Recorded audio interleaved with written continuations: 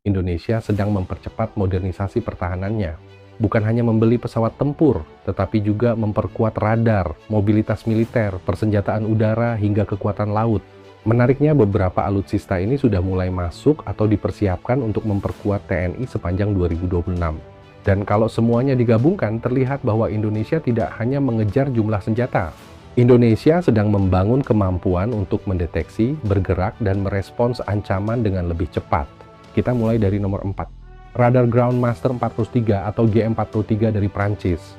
Radar mungkin tidak terlihat semenarik jet tempur atau kapal perang. Tapi dalam peperangan modern, radar bisa menjadi salah satu komponen paling penting. Karena sebelum sebuah rudal ditembakkan atau pesawat tempur bergerak mengejar target, sistem pertahanan harus terlebih dahulu mengetahui apa yang terjadi di udara. GM-403 dirancang sebagai radar pertahanan udara jarak jauh yang dapat membantu mendeteksi serta memantau berbagai objek di wilayah udara. Dan disinilah hubungannya dengan alutsista lain. Radar memberikan informasi, pusat komando mengolahnya, kemudian sistem persenjataan dapat menentukan bagaimana menghadapi ancaman tersebut. Jadi membeli radar bukan sekadar membeli sebuah alat untuk melihat pesawat. Indonesia sebenarnya sedang memperkuat mata dan telinga sistem pertahanan udaranya. Dan kalau radar adalah mata, maka nomor berikutnya adalah salah satu alat yang digunakan untuk menghantam target di udara. Nomor 3 adalah salah satu alutsista yang paling banyak menarik perhatian, Dassault Rafale dari Prancis. Indonesia memesan 42 unit Rafale, dan 6 unit pertama sudah diserahkan pada awal 2026. Pesawat ini menarik bukan hanya karena bentuknya yang modern. Rafale merupakan pesawat tempur multi-role yang dirancang untuk menjalankan berbagai jenis misi, mulai dari superioritas udara, serangan darat, hingga misi pengintaian. Indonesia juga mendapatkan persenjataan dan sistem pendukung yang membuat paket Rafale jauh lebih kompleks daripada sekadar membeli badan pesawat. Ada rudal udara ke udara Meteor. Ada juga sistem persenjataan udara ke darat seperti ASM Hammer. Dan disinilah kita bisa melihat bagaimana modernisasi Indonesia mulai terhubung. Radar mendeteksi ancaman. Pesawat tempur menerima informasi. Kemudian senjata digunakan untuk menghadapi target. Jadi nilai sebenarnya bukan hanya pada satu pesawat, tetapi pada kombinasi pesawat, radar, persenjataan, sensor, dan sistem komando. Kalau seluruh sistem itu bekerja dengan baik, kemampuan pertahanan udara Indonesia bisa meningkat jauh dibanding hanya menambah jumlah pesawat.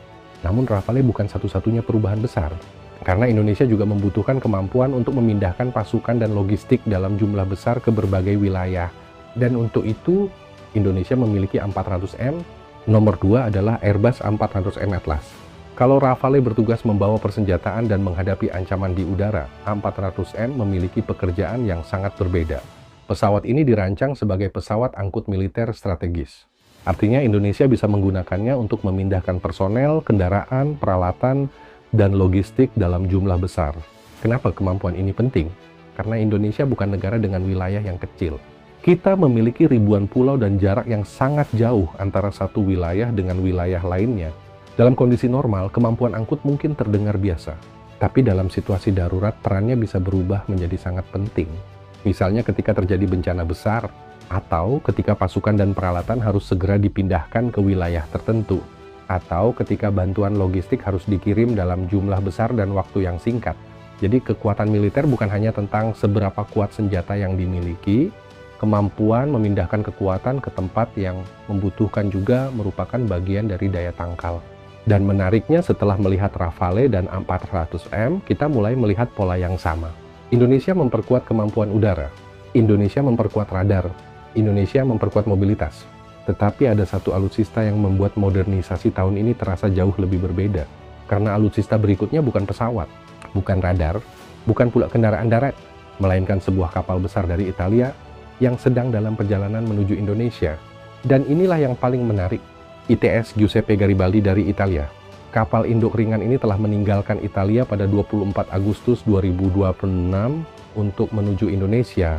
Setelah masuk ke dalam armada Indonesia, kapal tersebut direncanakan berganti nama menjadi KRI Gajah Mada.